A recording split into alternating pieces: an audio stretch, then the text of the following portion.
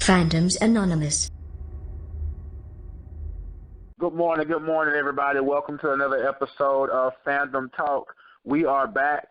We missed you all last week. We had a lot going on, getting prepared for Pensacon 2017. So Pensacon 2017 has wrapped up, and we are back with you all.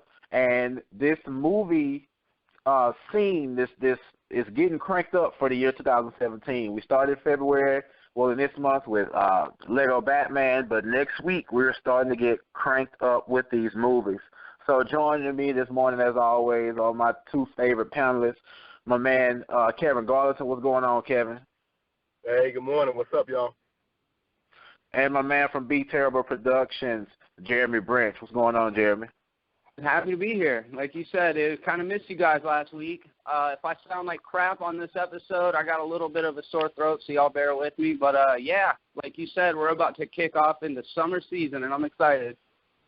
Most definitely. So we're going to get it started because we got a lot to go through this morning with you all.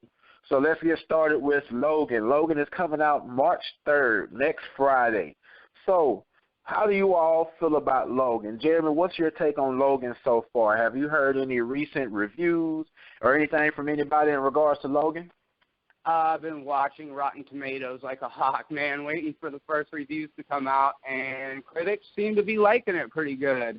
I've heard a couple people say that it might be their favorite superhero movie ahead of Captain America, Winter Soldier, ahead of Civil War, and ahead of The Dark Knight, which is pretty high praise. So trying to manage my expectations, dude, but it looks like a really cool departure from what we always see in superhero movies. So I'm excited for a fresh take on it.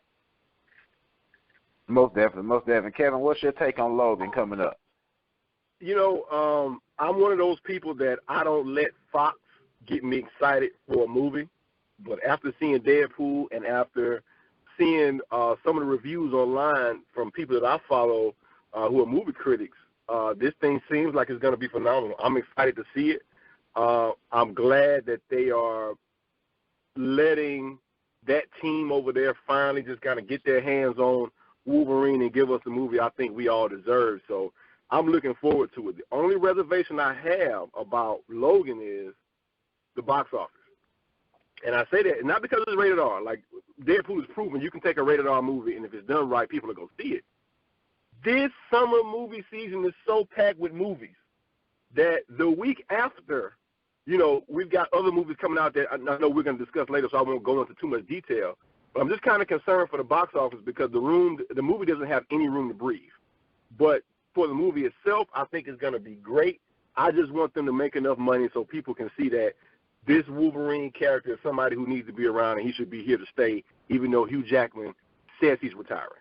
But that's a really good point, Kevin. I didn't even think about that, but that's a great point. It's like a lot of times the box office dollars really do depend on the second views and the following weeks and how long they can stay on the top. So even if it does crush opening weekend, it does have the potential of dropping off, you know, more than 55-60% in the second week. But I feel like Wolverine's one of those few characters that's up there in the pantheon of A-list superheroes. So I'm not too worried about it. I think they'll come out on top at the end. And you bring up an important part, Kevin. And guys, we're going through a main list. We have a main list or main script of movies that we're going through, and we have a few honorable mentions. So your point about a movie coming out next week brings in one of our honorable mentions because that next week, Kong Skull Island comes out, and what you just said was, you know, that movie. There's movies excuse me, y'all. There's movies coming out next week that could make or break that box office with Logan. So just to throw one of our honorable mentions in there, what do you guys think about Kong Skull Island? It's fantastic. Like, I'm not a huge King Kong fan. I'm not somebody that every 3-4 years or whatever I need a King Kong movie. I'm telling you that if I went in 2005 and saw the King Kong and I was like, okay, why did I show up for this? You know, it was boring to me. It took them so long to get the Kong and this and that. This up front, they're showing you what King Kong looks like. They're showing you how he walks, how he moves, or whatever. And I think this movie here is a great start for this well, it's not the start. It's actually the second movie in this monster universe they're building over there.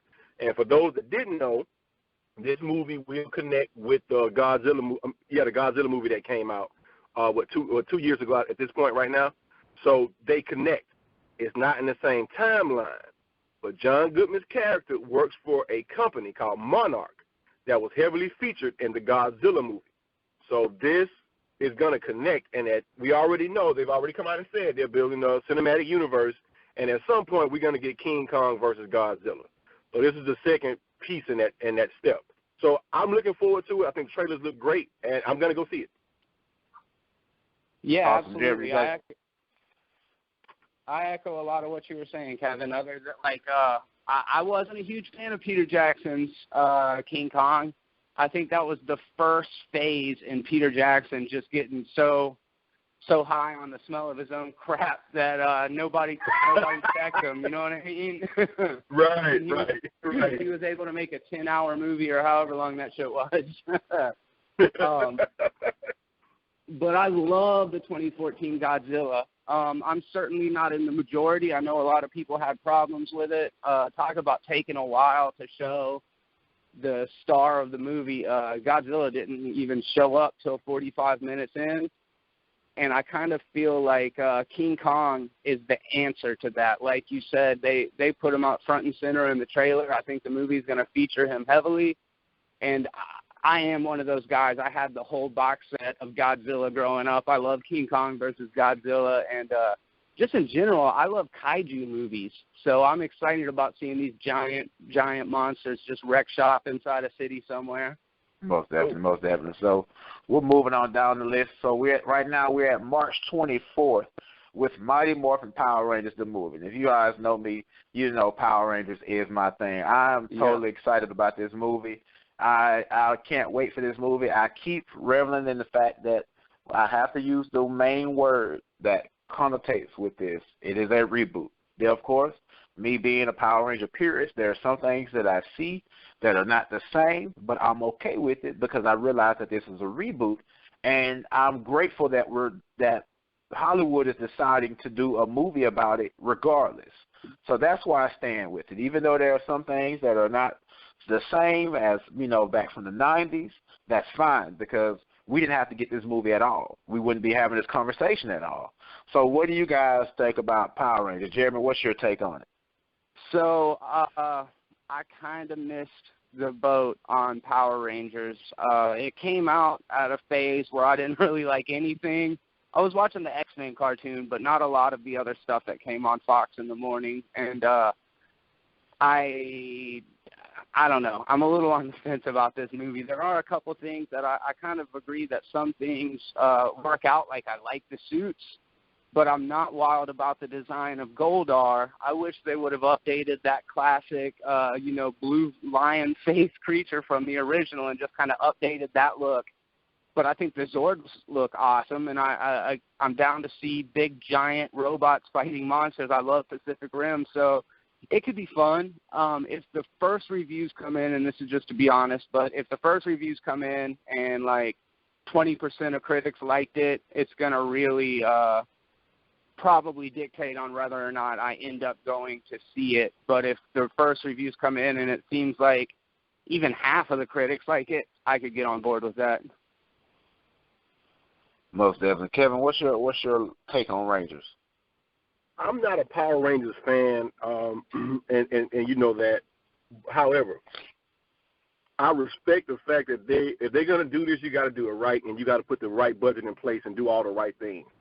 Mm-hmm. I haven't seen one misstep with how this movie has been handled so far, from the costumes to the Zords to the marketing campaign to the actors that they have in it. I mean, there's not one Power Ranger that you look at and you see this certain actor. You just see the character. And then they go and they get Bryan Cranston to kind of come in and knock out the Zordon role or whatever. So I think they're doing their thing, and they're giving us a real fair shake. It's not some executive saying, Power Rangers, I'll give you $50 million. No, this is them giving this a real attempt. And I think that if it's going to work, this is what it's going to take. I'm going to go see it because I have a 5-year-old son that I think would enjoy it, and we look for things to do. So I'm going to go see it, and then I'll report back and tell you what I think as a non-biased, non-fan of Power Rangers. I can just I can really look at it as a movie and say, okay, did I like it or did I not like it? So I can do that. So I'll report back. I do know that I'm not going to let the cat out of the bag, but somebody may have a potential exciting something information to roll out here soon, and I had the pleasure of moderating a event on Friday with Johnny Young Bosch, and despite the fact that I'm not a diehard Power Rangers fan, he was great. He's done a lot of anime work and things like that, and you got to respect the martial arts and just the fact that they were attached to such a influential franchise. So props to those guys anyways. Most definitely. Well, we're moving on to the month of May, and we're at May 5th in the box office with Guardians of the Galaxy Volume 2. Kevin, Guardians of the Galaxy Volume 2. You said some pretty intricate stuff on it when we did our Super Bowl trailers review. So how are you feeling about this movie on its way coming to the theaters? I won't open a can of worms again for those that want to hear that. Go back and check out our episode on Super Bowl trailers, and I kind of opened a big can of worms about Guardians. I'm ready to see it. Guardians, to me, is the best surprise that the MCU has ever given me. I think that if you look at the first Guardians movie, the scope of that film is so broad and so big, it expanded the Marvel Universe in ways we hadn't really thought about, and they did it in one movie. And it didn't feel stuffed. They didn't jam-pack it with too many intricate plots. It just gave you some big ideas. And for those that are in the know with comic books, we're like, okay, this stuff does exist in this universe. There are Celestials. There are things that, there are the Infinity Stones, and this is their origin and this and that. So with this film, I know James Gunn has come out and said this is kind of their own story. There won't be any Thanos in it, whatever. That, to me, that doesn't really matter. It's the fact that a lot of stuff James Gunn said before the first movie came out didn't have, nobody asked him the right questions, I think, before the first movie came out. So I'm taking it the same way with this one. You don't know what to ask him because as soon as you look at left, he does something with his right hand, and you're like, holy crap. Mm-hmm. So I'm just going to say I'm excited to see it. I think it's, going to be one of the better films that we get from the MCU in the next couple of years here. I'm really going to say that about Guardians before I've even seen it. I got that much faith in James Gunn. Yeah, Kevin, what's your move on Guardians? Same deal. I am so pumped about this movie. Going into the first one, I was a little apprehensive. I'm sure a lot of people were, obviously, because I didn't know the storylines, and just it seems like a weird concept to be able to make it work, and he just crushed it. James Gunn is one of the few directors that has actually been able to put his own stamp on these Marvel movies, and I obviously I respect that. I think it means he's a really great communicator and was able to pitch it to Kevin Feige in a way that he was just like, all right, make your movie, and that's awesome. There's something to be said about that. And then just after what we saw of the first film, I do have a lot of confidence that this movie's at least going to be enjoyable. If it's not great, I feel like it's at least going to be really good, and it's nice to just feel like I can trust a filmmaker to bring me on the journey that is something that, I'll enjoy.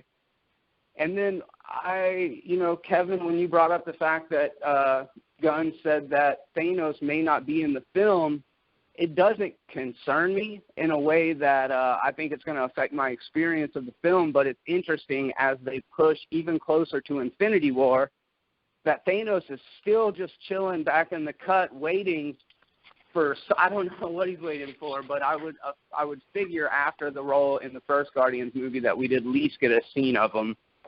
But it looks like not. And I like what you said. Go ahead, Kevin. Yeah, I was just going to say to what Jeremy was saying, yeah, and then again, I don't even know. A lot of times you have to read between the lines, and I don't want to get too nitpicky on what he said, but, hey, man, sometimes, in the movie means before the first credit roll. You know what I'm saying? Like, yeah. And it gets so crazy, and I don't even want to go down that road as far as theories go because we could be doing this all day. But while we don't know what Thanos is doing, I would be willing to bet you we might find out what Adam Warlock is doing if he's in this universe. Nice. We might find out that. We might find out if Pip the Troll is in this universe. Which I know I'm going deep cuts now when I mention Pip the Troll. Some of y'all are looking at me sideways right now, but look him up. He's pretty cool.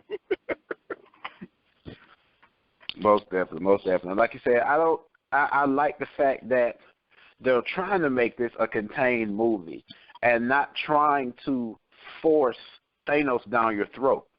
Because some of these movie companies, and we know some of these movie companies that we're talking about, they will try to force the main theory or the main thing down your throat for you to understand that, oh, this is part of this, you know what I'm saying? So as far as Thanos is concerned, we don't need Thanos in every movie to know that he's going to be in Infinity War.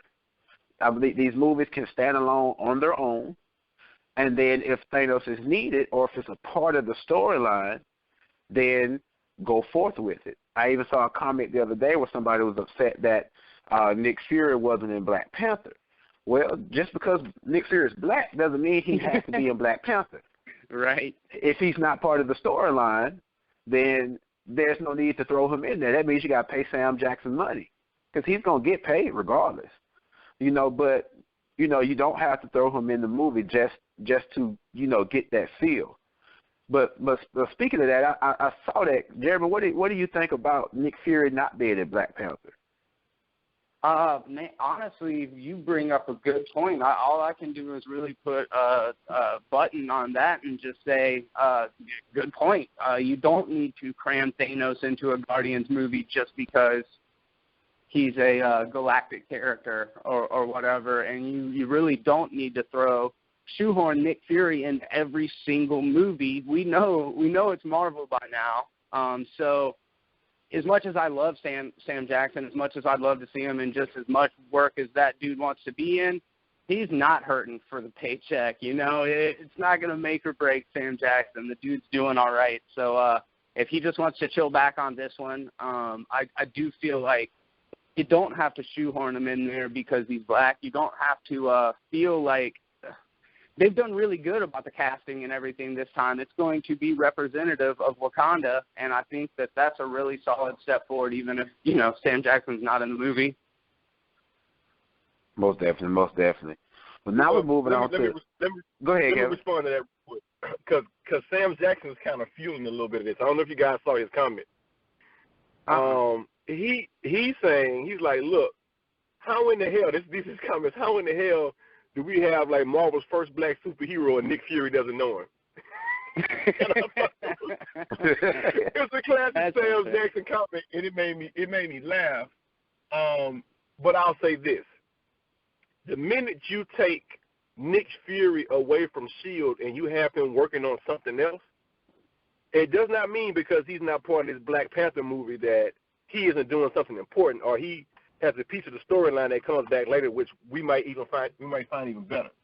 I know that with the black cast of actors that you have in Black Panther, you want Sam Jackson to be there because it could be some really cool scenes, some really cool stuff to do. But you got to remember this one thing: you don't get into Wakanda unless they want you there. You don't walk into Wakanda. You don't fly into Wakanda. If you're not a citizen, you don't have no business there. You're not going to be there. That's just the way this works. And I don't necessarily know what they're going to have Sam Jackson doing. It seems like they took him off the board and off the table for a reason. And it could be that because I think that he's scheduled to come back for Captain Marvel. And it could be that the work that he's doing could be very important. And also, one thing we got to remember, we don't know what the timeline for this Black Panther movie is either. Right. That's true. We don't know how much time we're going to spend here and how much time we're going to spend there. What they said was this was after the events of Civil War.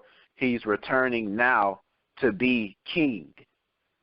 And they said this was not going to be more or less of a superhero-like story, but seeing him as the king of Wakanda, seeing him as that politician, but at the same time having to handle the threats that are coming inside as far as Claw and as far as Killmonger, inside of Wakanda. So that is one thing that came out.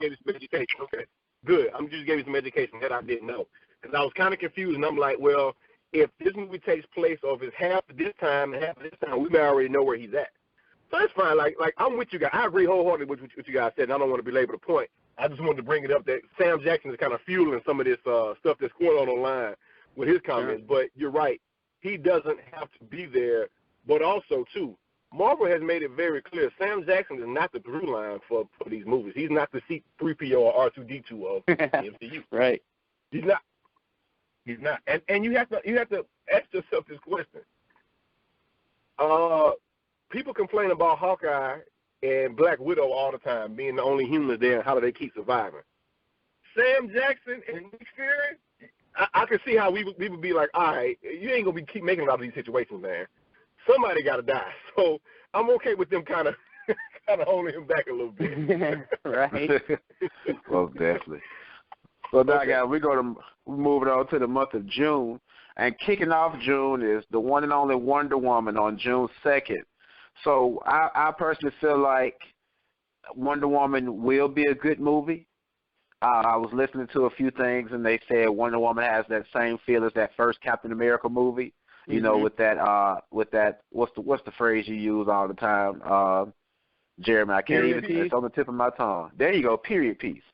With that, period piece type feel. So what do you guys think about Wonder Woman coming out June 2nd? Jeremy, jump in there, man. All right, for sure. Man, I'm going to be the rain cloud on this one. I have no reason to believe that this movie is going to be good. Oh. I have no reason to believe it. The trailers are good.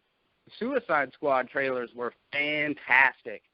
That first Superman or Batman v Superman trailer, amazing. I think that whole team can put together some incredible trailers. No debating that. But until they show me a good movie, I'm very, very apprehensive about it. And I did hear good things. Like you had mentioned, Malcolm, I heard multiple people in a screening, and they thought the movie was amazing. And then I found out that it's a bunch of cast and crew off the movie. So good job, Hollywood. Good job. You're patting yourself on the back yet again. And that's kind of where I stand on it. But I want to be proven wrong, so we'll see how it goes. I'll definitely be there opening weekend. And guys, I want to touch a point because the sarcasm is real this morning with Jeremy. I want to touch a point real quick because I don't want this to hit ears and be made to seem like we're thinking a certain way. And I feel like the guys know where I'm going. Yes, we know that this is one of the first, women-led movies. We're just good movie watchers. We just want to see a good movie. And if you guys have been following us and hearing our conversations, DC has just not been putting out good movies. So it's nothing against, the fact that this is a, female-led movie or anything like that. It's just the fact that we want a good movie, and we don't want some mess on the screen for 2.5 hours on June 2nd. So just wanted to throw that out there. And I do want to put a button on it. It can only be positive. Even if the movie's not extremely well received, there's still value in the fact that we are getting our first female-led superhero movie. And if a bunch of 10-year-old girls go in and it moves them or it, gives them something to aspire to, I can't take anything away from that. I'm just coming from a critical perspective, and that's it, Most definitely. Kevin, what's your take on Wonder Woman? Again, I'm going to say this from the standpoint of the DCEU. This movie shouldn't be as important as it is to whether or not they're going to succeed. And I mean that, and that is completely separate from the issue of this being a female-driven movie. Everybody needs heroes, okay? Mm-hmm. And Wonder Woman should be in the forefront. And I have an actual argument, maybe that's for another podcast, of why I think Wonder Woman at this point might need to be the lead of the DCEU and not Batman, but that's a different story, okay? This movie shouldn't be as important to the DCEU, and I mean this from the standpoint of, at this point right now, we've had Man of Steel, BVS, and Suicide Squad. We should be sitting here saying we've had 3 good to great films from the DCEU, and they should be able to take their foot off the gas and deliver a great origin story for Wonder Woman that gives her a full, robust background and not worry about the world falling. Because by the time, if you look at Marvel, and I again, unfair comparisons, I got it, but it is what it is. If the MCU had to rest on the shoulders of the first Captain America or the first Thor movie, it would have imploded. Both of those movies did okay at the box office, and I say okay by superhero standards. They made money, don't get me wrong, whatever. But if the MCU's whole thing was whether or not Captain America was this knockdown, drag-out success, then no, it's not.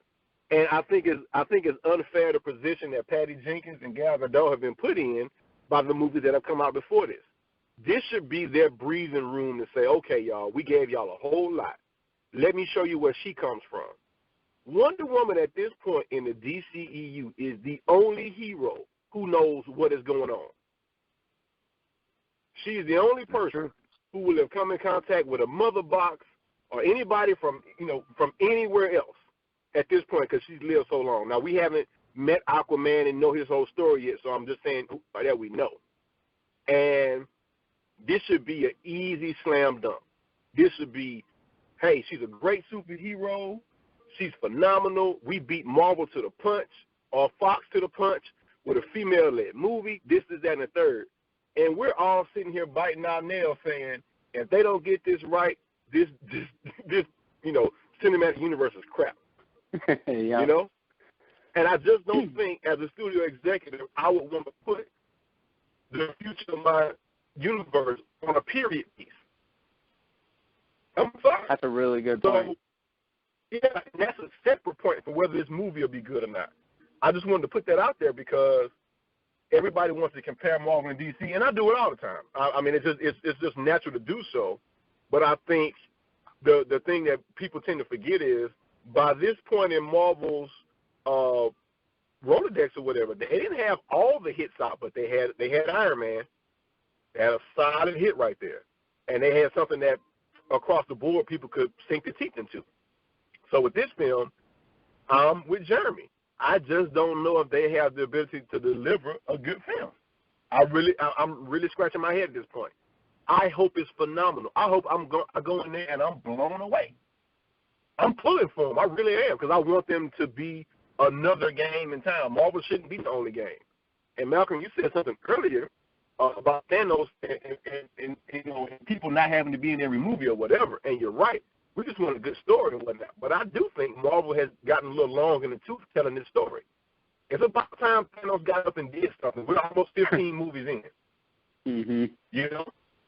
It's about time he did something. So while some people say DC should take their time and roll it out, I think they should take their time, but I don't think it needs to take 15 movies. I think we can get there in 5 or 6 and call it a day and move to the next story. So that's right. That's just me. So Wonder Woman, I'm going to see it. I want it to be great. I just don't think it's going to be good.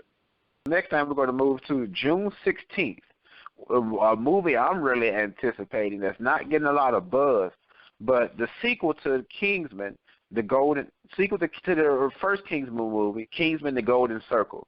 We've already heard that Colin Firth's character is coming back, Galahad. So I wonder how they're going to bring him back, even though he supposedly died in the first movie. I truly enjoyed The Kingsman: The Secret Society. I thought it was one of the most creative James Bond-type movies that I had ever watched. I thoroughly enjoyed that movie from beginning to end. I even made a comparison about it when it came out. You know, what was better, Wanted or Kingsman? And if I had to put the two together, I'm going for Kingsman all the way. So what do you guys think about Kingsman: The Golden Circle? So I totally agree with you, man. That was kind of a sleeper hit. It was the one that nobody saw coming, and then when it hit hard, among film fans. I think that everybody responded to it because it was able to be both like a satire and still maintain being a spy movie without it ever seeming like over the top or silly. And even as weird as it was, the confetti stuff at the end, it took a bunch of interesting turns that I wasn't seeing. I really like the scissor leg girl, which Sophia Boutella, I believe her name is, which I know we'll touch on her a little bit here in a minute. But I will say, and this is just me kind of being critical again, is that I feel like 7 out of 10 of the jokes in Kingsman landed right on point, and then I feel like every 5 or 10 attempts at it, it would hit a note that didn't really ring true to me, or I didn't respond to it the way that I think I was supposed to, and it's probably the subversive nature of the film in itself, but I will say that church scene is one of my favorite things I've ever seen in a movie, just period. So I'm really looking forward to this. I also kind of wanted to throw it in the air as far as what does Colin Firth mean by, or his character mean by, the facts about my death were extremely exaggerated, or whatever the quote was, that had me wondering, how are they going to fit him back into this movie? And we probably can't tiptoe around the fact that this is a pretty major spoiler for those of you that haven't seen it. Most definitely. Kevin, what's your take on Kingsman? You know, I enjoyed the first film. Again, sleeper hit. Saw it, was completely blown away and surprised by what I got. As far as Colin Firth coming back, I don't know if he's just going to be in that room where all the other old Kingsmen used to be. Maybe it's a computer download of his psyche or what. Like, I have no idea. And at this point, as fun as that movie was, if they just bring him back with a metal plate in his head, I'm going to go with it. You know what I mean? I'm just going to say, all right, just entertain me. You know what I mean? So I'm looking forward to it. I think it's a great movie, and we need more stuff like this to break up the, monotony of what can become, some people think that the comic book genre, superhero genre itself is going to explode. I think it's here to stay, but I think it'll be just like anything else. The good ones will stay, and the bad ones will come and go. And we can count on our fingers and toes the bad ones that have come and gone. So I'm looking forward to this. So moving along, we had Transformers the last night up next to talk about, but we extensively talked about that in our Super Bowl trailers review. So like I said, if you haven't seen that, go check that out. So I'm going to take the time to bring in one of our honorable mentions, which is next on the list, which is The Mummy. So we all saw the Brendan Fraser movies from back in the day, and I enjoyed the Mummy movies from back in the day. So they're taking a new take on it, and they've, of course, thrown in Hollywood's favorite man, Tom Cruise, to be the helm of this. And I'm kind of not interested in this one. I mean, they're kind of making it a horror-type situation. Like I say, it's part of this whole, Universal movie monsters type situation going on. I'm not interested in this at all. I don't even have that many words to say about it. What do you guys think about The Mummy? Jeremy, jump in there, buddy. Man, I back to the Godzilla thing. I love the classic roster of Universal monsters. I've just always been fascinated with them. I like the fact that they've all got a layer of tragedy to them, and at the same time, they're just campy fun. The Lon Chaney effects, the stuff that Dick, whatever his name was, that did the original, creature effects and makeup. These people are so iconic. And don't get me wrong, by the 10-year mark of Universal making these movies, they've become parody of themselves. They were bringing in Abbott and Costello and crossing over all of the stuff that we're about to see in this universe. I'm not really that excited about it. I haven't liked the trailers that I've seen. I wanted straight-up horror movies. I wanted them to be a little bit smaller scale. I wanted them to have a creepy factor to them that I'm just not seeing out of this trailer. But it's hard to put $120 million or whatever into a just straight-up horror movie. So I think they're trying to go big, make these monsters superheroes in some degree, and I'm not with that. I don't think every single studio needs this big giant cinematic universe, and even if they were doing a shared universe, I could have handled it being these tight little self-contained personal stories instead of globe-trotting all over the world and crashing as many planes and cars as they can and doing all the just special effects stuff that we've seen before. But that said, if this one is good and this kicks off that cinematic universe, if it is an action movie with really strong horror elements in it, I'll be on board. I could see it going either way, and if it's a fun adventure movie, right on, I'm into it. If it is just a big blockbuster, pretty soulless movie where the action gets boring, I don't even want to see that really, you know. Most definitely, and I definitely feel you on that. Kevin, what's your mummy take? I'm not excited for it. I saw the trailer. The young lady from Kingsman. How do you say her name, Jeremy? What is this? Sophia Boutella. Boutella, yeah. Boutella? I think she's great. I like her. And I like the work she's done. This is my thing about this cinematic universe thing and what they're trying to build here. My biggest complaint is that whether they want to admit it or not, they tried to kick this off with Dracula Untold. Right. They tried it. Okay, for those of you who have seen Dracula Untold, that was their first attempt at this. That didn't work, so they decided to scrap that Dracula. But that was them trying to turn Dracula into a superhero. If you watch that movie, that's exactly what they tried to do with him. And the way the movie ends, they could pick it up and move forward with it. I'm gonna tell you this: I wish that they were doing smaller scale movies in the horror genre, and we were just doing something like that. I don't think this is gonna work. Dracula and the Mummy and things of that nature, are there places for them? Absolutely. But they just had a show on Showtime, Penny Dreadful. One of the best things I've ever seen tackle these early monsters like Frankenstein and stuff like that. Nobody watched it. It's a phenomenal show. Nobody watched it. And what that tells me is that if you don't put a fresh take on this stuff, and they're trying a fresh take with Tom Cruise, don't get me wrong, but if you don't put a fresh spin on these old monsters, people aren't going to buy it. People have taken from these properties and watered them down so much. I mean, they had a Wolfman movie come out, in 2006 with Benicio del Toro? That thing was terrible. Yes, and I just think that this may be a swing for the fences that may not pay off. So I don't even want to go too deep into it. I'm not excited for it, and we'll see what happens. It's a big unanimous. We got moving on to another hit movie. We're hitting up with July 7th, Spider-Man Homecoming. And I think we talked about Spider-Man Homecoming once before, but what do you guys anticipate? I'll just ask one question. What are you guys anticipating for Spider-Man Homecoming? I just want to see, and I'll be brief, by the end of this movie, I just want to see us have a full up-round Spider-Man. I don't want to see no more training. I don't want to see no more I'm not sure of myself. I want to see a company, and he could be young. Doesn't matter the age, because he's probably still going to be in high school when this movie ends. I just want to see a full up-round Spider-Man.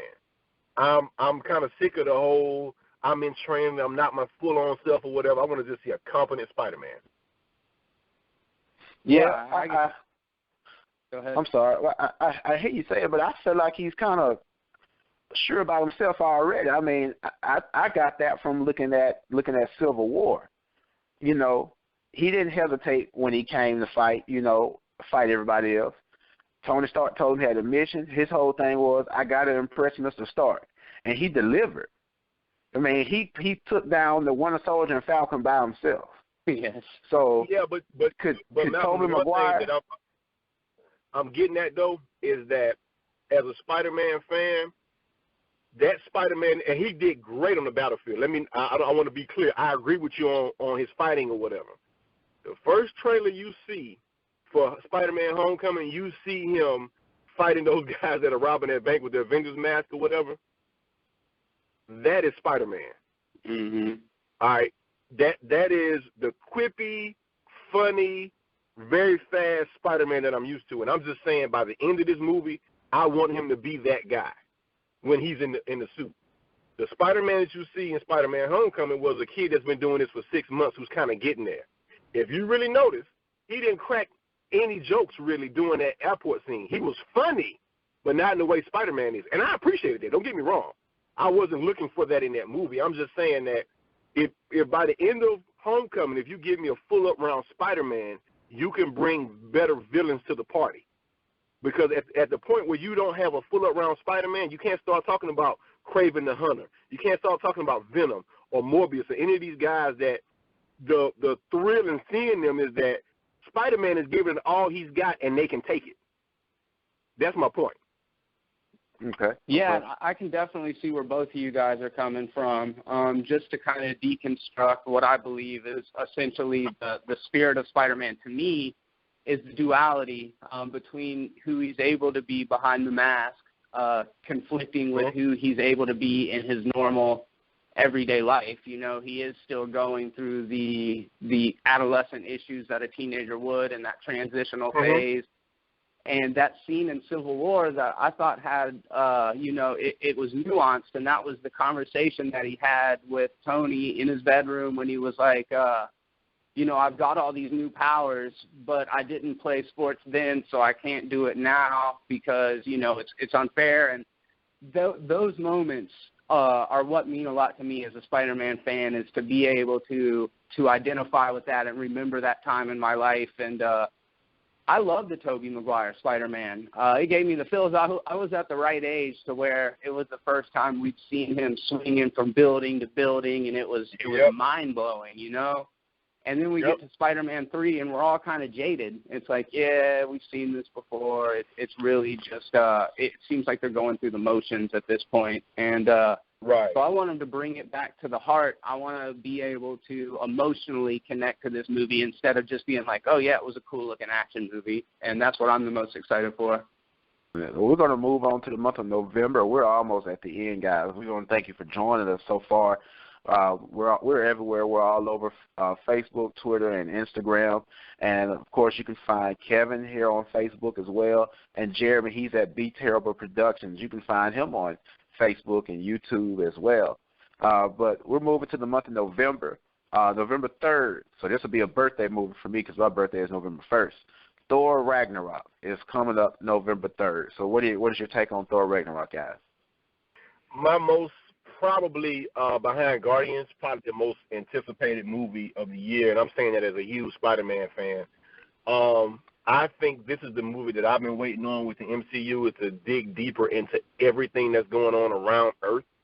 I think there's a lot of Infinity Stones on Earth, and I think that this movie here is going to take us out there, through the 9 realms so we can kind of see what's going on. We got some intergalactic characters coming in, and we got, a play on one of my favorite, my favorite Hulk story, which is, Hulk in the Gladiator Arena, World War Hulk and Planet Hulk, / Planet Hulk or whatever, and you see him thinking. And this is one thing about the Hulk that a lot of people that haven't read those stories, they keep hearing them and wonder why fans want to see it. Because you've seen the Hulk smash. Everybody knows the Hulk is going to come and he's going to break down buildings and smash. You've never really seen the Hulk be strategic in battle until you've read this story. And you see him fighting like a gladiator. Imagine the movie Gladiator, but you switch Russell Crowe out for the Hulk. Right. And everybody around him is powerful, and they're going against monsters and beasts that can take a punch and do all this and that. And he can't just use his strength to get out of this. He has to think. You know what I mean? And that is something that when you do that paired with his strength, you see some amazing stuff. So I know it's not just a Hulk story, it's a Thor story, but I think the fact that they're going to play on that and give us a little bit of that, it has me very, very excited. Yeah, I feel like the way that it plays out in my head is they've got Hulk captive, maybe they've got Thor captive, they put him to battle to the death or whatever in front of this arena, and if you poke the bear with the Hulk, he's a rage monster. The madder he gets, the more powerful he is. So I see Thor trying to overpower him without trying to hurt him, and unfortunately the Hulk, I mean, as we know him, doesn't have that reasoning. But maybe it'll come about in Thor Ragnarok, and that would be a really interesting dynamic. And yeah, if they tried to spread those Infinity Stones throughout the galaxy, they didn't do too good. There's a lot of them on Earth, like you said, Kevin. It's like we're going to just scatter them out into the 9 realms. Only 4 of them or whatever are going to end up on Earth. So, but It did not go well. And I'm really excited about this movie. If Thanos is kind of underplayed in Guardians, I anticipate that he'll probably be involved with this. We may see him and Hela form some sort of connection in this film. The concept art was super dope, and yeah, I'm really looking forward to this one because the other two Thor movies haven't blown me away. But I really like this director, so I expect good things from it. Moving on to November 17th, Justice League. I'm not excited for this movie. That's good to hear, huh? I'm not excited for Justice League. I'm just, I don't know what to say. I'm more excited that I get more excited when I sit down and watch Justice League Unlimited on the cartoon. Sure. You know, I feel like that was some of the best Justice League storytelling ever. But I'm just not excited for this Justice League movie. You haven't given me anything else. It's like, look, and a lot of people say, oh, you always compare Marvel to DC. You can't help it. They're the main two comic books. It's like trying to not compare McDonald's to Burger King. Right. If I want a burger and I got a little extra money, I'm going to get a Whopper. And they make it really easy with those coupons they send in the mail. But if I got a little bit of money, I just want to taste, I go get a little small cheeseburger from McDonald's.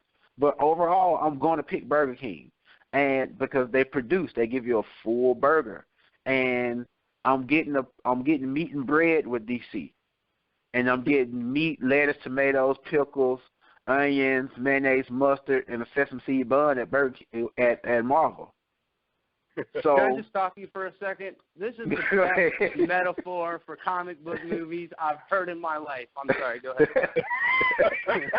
It's pretty great. It's pretty good. It's pretty good. You did it with that one. It's just not doing it for me. It's like when it came to Marvel, they let us gain everything we needed to follow. Like I did a small review on the whole Infinity War video or promo they put out, and they said it can kind of bring tears to your eyes when you think about it. Think about since 2008, all of the MCU movies that you've seen. Think about since 2008, all the things that you've gone through in life personally.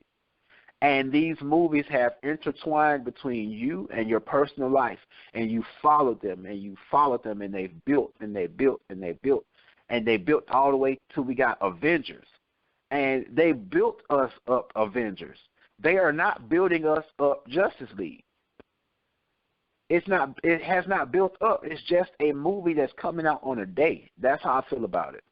They picked a day to put this movie out. I don't feel the build up. I don't feel the anticipation.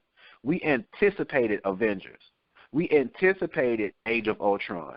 We anticipated Civil War because we knew what was bringing it up to happen to come into it. And we're anticipating Infinity War. But I'm just not excited about Justice League. Am I going to go see it? Of course I'm going to go see it. But am I excited about it? Negative. Right. And, you and Kevin bring up some really good points. And when Kevin was talking about Wonder Woman shouldn't be as important as it is, it's kind of the deal where everybody's still very apprehensive about, should I be excited? I was excited before. I don't know if I should be as excited this time. And then that was beautifully said, man. The Marvel characters have been a part of our lives for a long amount of time. We've got to know them over the course of their own solo outings. We've got to see the way they interact with the team.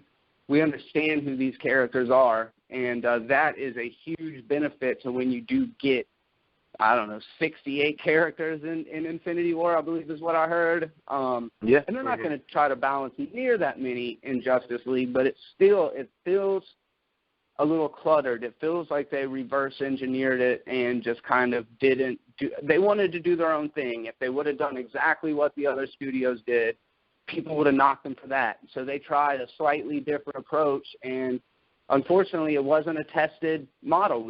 Nobody knew if it was going to work or not. And with all the behind-the-scenes drama, and again, this is a whole different conversation, but with what's recently happened with Matt Reeves, what's happened with Ben Affleck, what's happened with all of the deals that Warner Brothers is trying to get up off the ground behind the scenes, we just keep hearing that, like, it's not working out for anybody. And that's a drag because even in my mind, I'm going to carry it into this movie. Ben Affleck is not having fun. And even if he is, it's all of the stuff that's got out ahead of time. Like, how can you be invested in these characters when you know the actors aren't invested in the characters? And that really does. It hampers my expectations. Kevin? You know, again, we've been talking about this for a while, and I'll just say this. I think, for me, as a comic book fan, I think the MCU has been a bit slow. I think some movies that came out could have pushed the narrative, I think, a little bit further. But they have a method for success over there, and it works when you talk about mass appeal and building a brand and building an audience and whatnot. I'm not your average moviegoer when it comes to superhero stuff because I'm a comic book fan like you guys. So maybe it moves a little slow for me, but I'm biased because I know the stories. I want to say this about Justice League. I am not excited for it because we know all the drama that's going on, and we know that they canceled the sequel, and we know that there's so much drama that they don't know where they're going. So I think one of the good things about this movie is it's supposed to be a self-contained movie because I don't think you're going to assemble all these actors on the screen again together. I think this is going to be it for Justice League. I really do because I don't think Affleck is going to play Batman again. I really don't. That is the next announcement I'm waiting on. I'm waiting on Affleck to say I'm done completely. And that'll be the next thing. But it's coming. I feel like it's coming. But one thing I'm going to say about Warner Brothers, and then we can move on to the last one, is this. Everybody talks about Marvel and their plan or whatever. You got to remember, this is the studio that made the blueprint prior to Marvel. This is the studio that has billion-dollar superhero movies before Marvel. And they have a way of doing things over there, and their way of doing things was letting those directors take it and run with it and do what they got to do, sometimes to their own detriment, speaking about Joel Schumacher. And then you have to look at what they did when they gave the reins over to the Nolan clan over there. Look at what happened. They put out a billion-dollar Batman movie that is dark, if you will. So this is why we're in this place that they gave Zack Snyder the reins, because a lot of people question Zack Snyder why they gave it to him. I don't question why they gave it to him. I question what they gave him. If you look at his IMDb page, he worked his way up, all the way up. Zack Snyder is the guy you want for your movie universe. It's just not with Superman. Give him Batman. Give him Lobo. Give him something dark that he can play with, that he can pull apart. You don't want to give him a Superman movie. Zack Snyder hasn't shot anything remotely bright like Superman needs to be. If you look at BVS, it looks like a continuation of Watchmen. Yeah. Batman doesn't live in that universe, okay? So, I'm sorry, I'm going to say Superman doesn't live in that universe. But either way, I'm going to go see this movie. I'm not excited for it because I think it's a dead end, and I'll leave it alone. Well, before we get into our last movie, which everybody probably has figured out since we've gone through the calendar, let's touch on our last honorable mention, Jumanji. So, of course, we enjoyed the original Jumanji from back in the 90s with Robin Williams. So what do you guys think about this reboot of Jumanji? They're really kind of not giving us a lot plot-wise. Of course, you know, since it's upcoming, we're probably going to start getting some information on it maybe towards the summer. But it stars The Rock.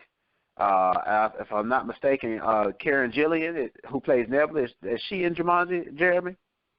I don't have my IMDb in front of me. I have no idea. And we know Kevin Hart and Jack Black. So what do you guys think about Jumanji? I'm in. That's all I got to say. I'm in.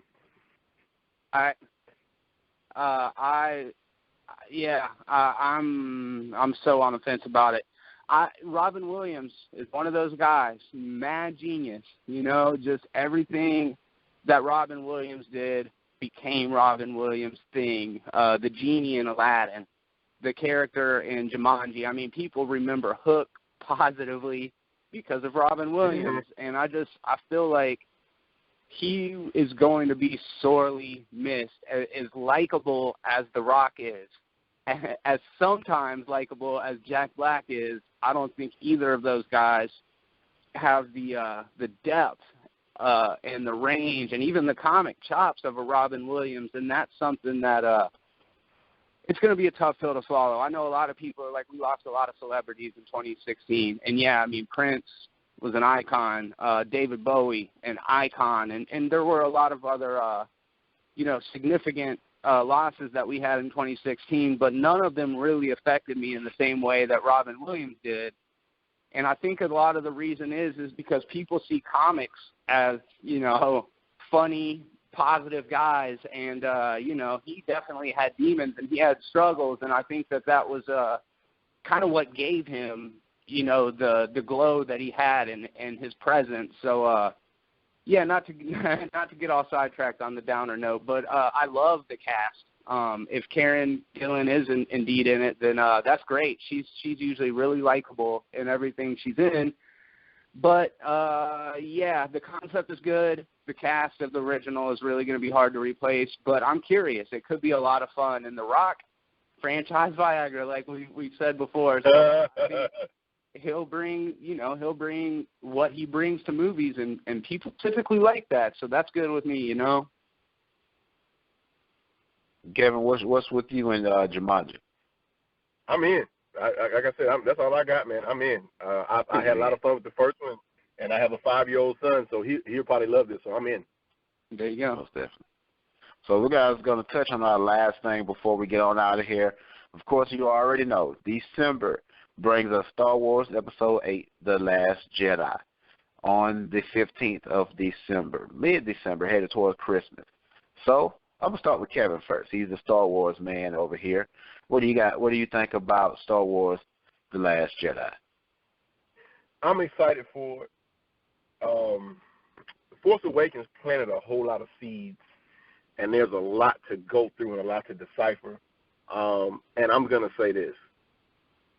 I'm just glad that somebody wrestled the property away from George Lucas and is putting some new life into it. I respect George Lucas and always will for what he created. But sometimes other people can do great things with your work if you allow them an opportunity. And he did. He sold it, and Disney's taking it, and they're running with it, and they're doing great stuff. So I'm excited for the movie. We got a lot of questions that we need answered. And I imagine that this movie is going to answer a few questions and then give us a whole lot more. Being a huge Star Wars fan and seeing a lot of the canon that I knew to be swept away and to be called legends or legacy or whatever they call it, and to create this new canon, it's an excellent way to get me re-engaged with what's going on. Because now what I thought I knew isn't true anymore, and that's great.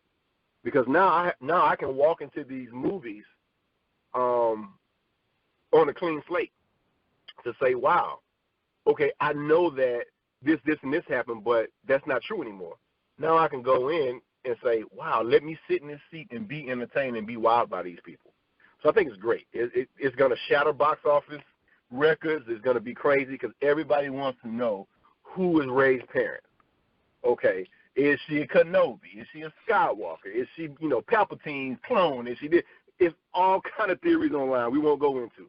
But I am excited for this film, and I can't wait to sit down and just see what they got in store for me. Yeah, absolutely. I'm a huge Star Wars fan, obviously. Lots of people are. I grew up right around the time where everything was available on VHS. My older brother actually went and saw, A New Hope and Empire Strikes Back in the theaters. So it's been a part of my life as long as I can remember. Huge fan of it. Loved the prequels as a kid. I didn't understand the difference between a good movie and a bad movie. I was in, when the George Lucas when the John Williams music starts playing and they bust out the lightsabers the first time. That was the first time I'd ever seen a Star Wars on the big screen, and I loved it, The thing about it and this is just kind of a devil's advocate thing, or it might be an inevitability, and that is that Star Wars are event films. They're special because there's not a million of them in a lot of ways, and I love The Force Awakens. I love Rogue One. I anticipate that I'm going to love the Han Solo movie. I haven't seen anything so far that's going to lead me to believe that I'm not going to like the movies, but what happens when that the freshness wears off? What happens when we're going to be getting a Star Wars movie every year, maybe for the rest of our lives. As long as they're making money, they're going to keep making them, and at some point, it's just going to hit critical mass, and I'm going to be like, enough Star Wars, get it out of my face, and I don't want that day to come. So that's one thing I'm apprehensive of. When I mentioned deaths in 2016, I didn't even bring up Carrie Fisher. It didn't even cross my mind, and I feel bad about that because, she's another person that we grew up with, that she was a cultural icon. She was a superhero to girls, way back in 1976 or whatever. So, give credit where it's due. We have had strong female characters, ever since George Lucas put out the Star Wars universe and even before that. So I'm curious to see how they're gonna play Leia's storyline into this. I hope they handle it delicately, similar to the way that they did with Paul Walker at the end of Furious 7. I hope that there's a way that they can put a bow on this whole thing and it'll leave fans feeling complete and satisfied, and that there has been a good, worthy send-off to this person that, has affected the lives of, millions and millions of people across the world. So, and a lot of people don't like Kylo Ren. I could talk about this shit all day, but a lot of people don't like Kylo Ren, and I really like the ambiguity in Force Awakens.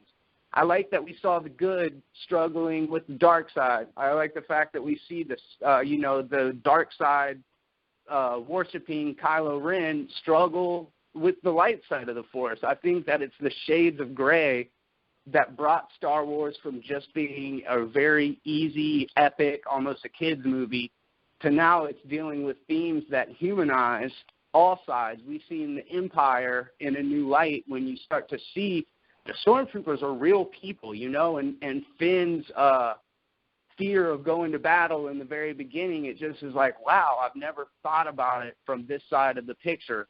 Rogue One did it with the Rebels, and I'm really feeling that, and I do believe that there could be redemption for Kylo Ren in the future. I know people hate to hear that because what he did, but I still feel like it would be an even more impactful sacrifice, similar to what Vader did in the first one. And if Kylo and Rey are siblings, that even adds an extra layer of, Shakespearean pathos to it. So I just can't wait to see the rest of this trilogy. Most definitely. But guys, we have enjoyed you all this morning. We definitely took the time to go through all these movies. I hope you guys enjoyed, what we talked about. And don't forget to follow everything else that we do. Again, my name is Malcolm, and this is Fandoms Anonymous. We're growing and growing each and every day. Just want to say thank you to Kevin. Kevin, where can the people find you at? Facebook.